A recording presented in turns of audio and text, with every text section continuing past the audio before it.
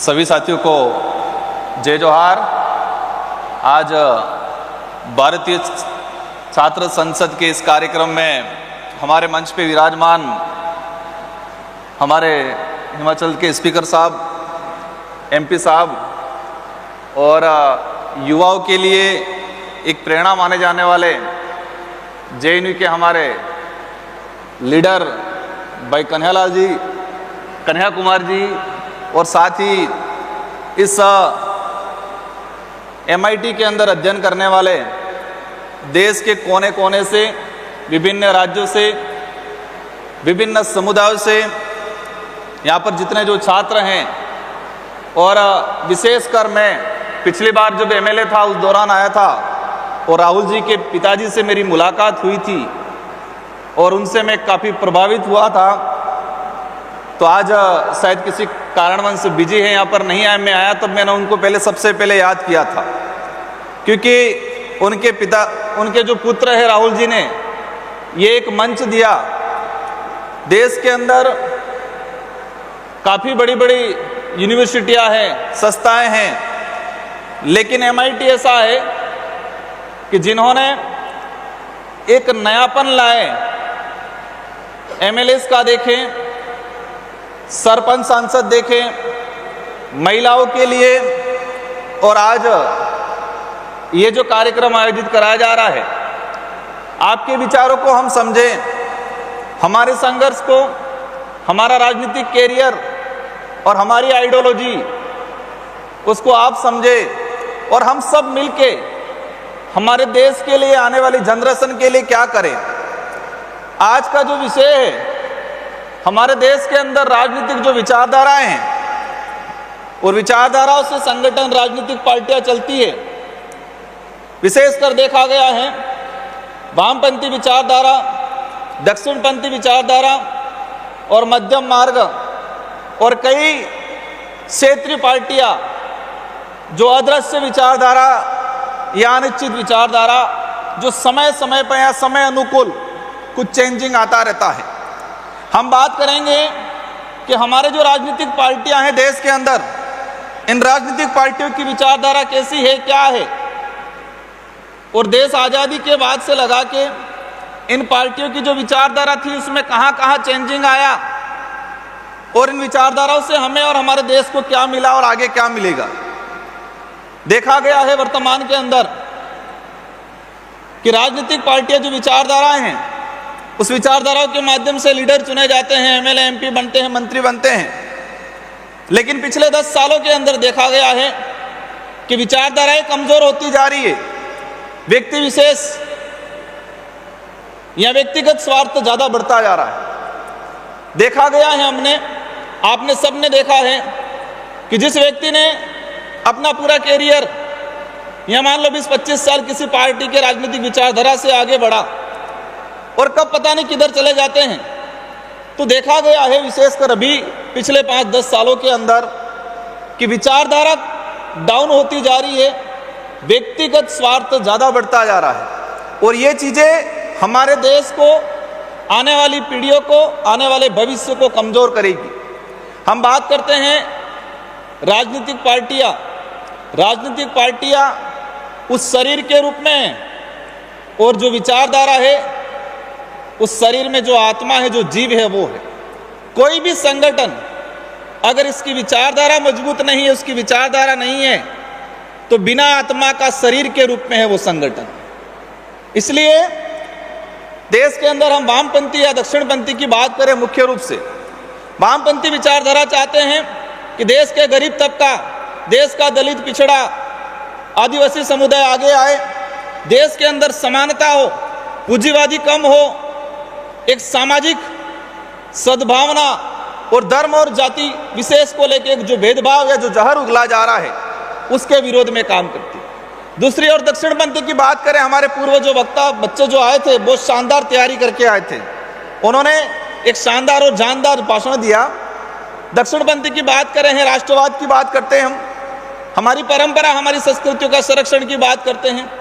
हर विचारधारा में कुछ अच्छाइयाँ हैं, कुछ बुराइयाँ हो सकती है, लेकिन हमको सबको समझते हुए हमारे देश के हित में अगर दक्षिणपंथी की बात करें, वो राष्ट्रवाद की बात करते हैं, और वामपंथी की बात करें वो गरीबों की बात करते हैं। राष्ट्रवाद का निर्माण तब तक नहीं हो सकता है जब तक हमारे देश का आम गरीब का विकास नहीं होगा। उस आम गरीब को, आम दलित को, जो आदिवासी समुदाय जो जंगलों में रहता है, जिसको मूलभूत सुविधाओं से वंचित रहता है, अगर उसका डेवलप नहीं कर पाते हैं, उसको मजबूत नहीं कर पाते हैं, तब तक हमारे राष्ट्र का निर्माण करना या राष्ट्र को मजबूत करने की कल्पना पूरी नहीं हो सकती।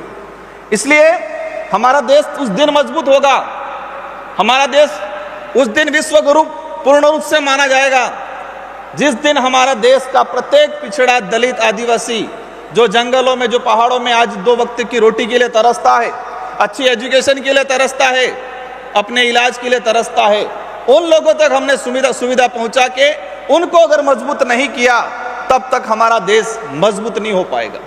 हमें भविष्य में ऐसी नौबत नहीं लानी है कि विदेश या कई दूसरे देशों के हमारे राष्ट्रपति जी या प्रधानमंत्री जी आए और हमें हमारे देश की गरीबी छुपाने के लिए पर्दा लगाना पड़े, हमें हमारे देश की कमजोरी छुपाने के लिए हमें कुछ पर्दा डालना पड़े।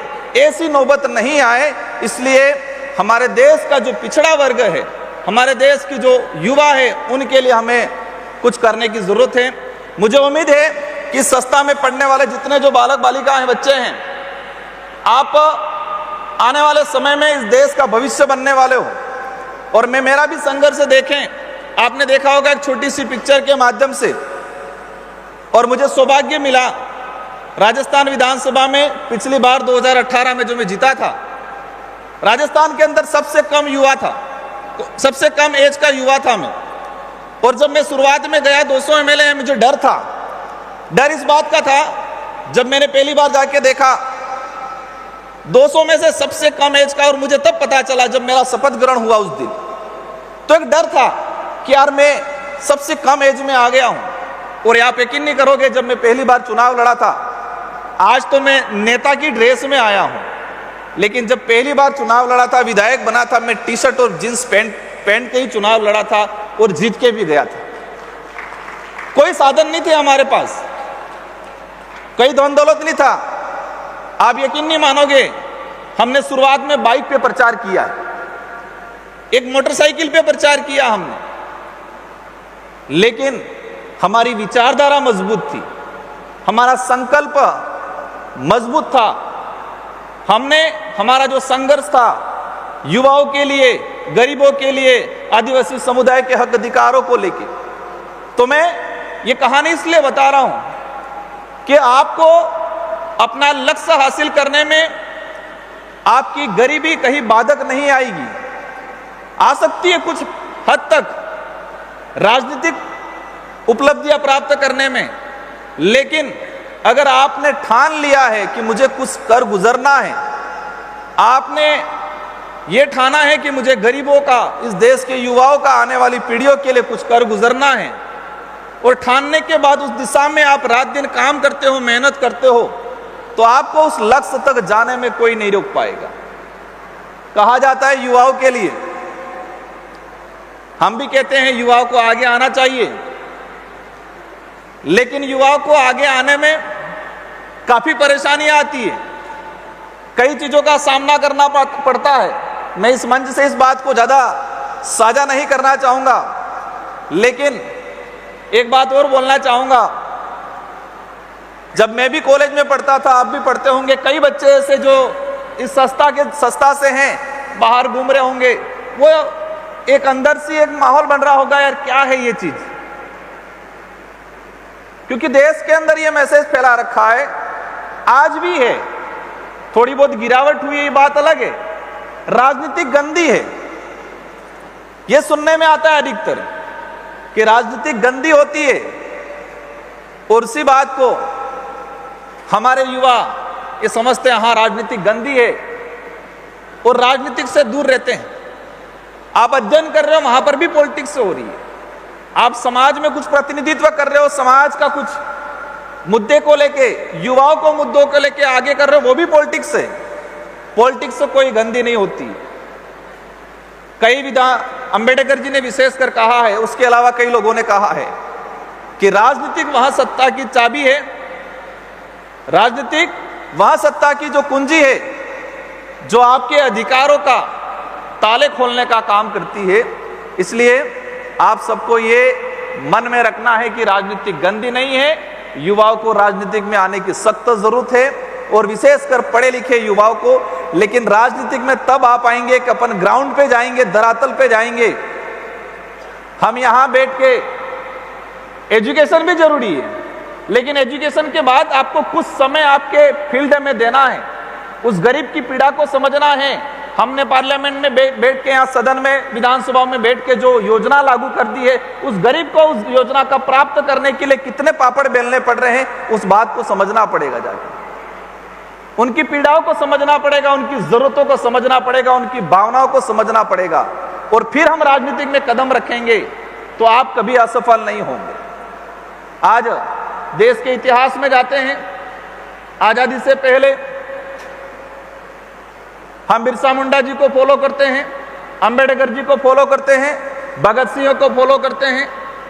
तो इनका जो जीवन काल रहा है, या देश के अंदर ऐसे जिन्होंने इस देश को आजादी कराई है, आजादी कराने में मुख्य भूमिका निभाई है, तो इसमें युवाओं की संख्या ज्यादा मिली।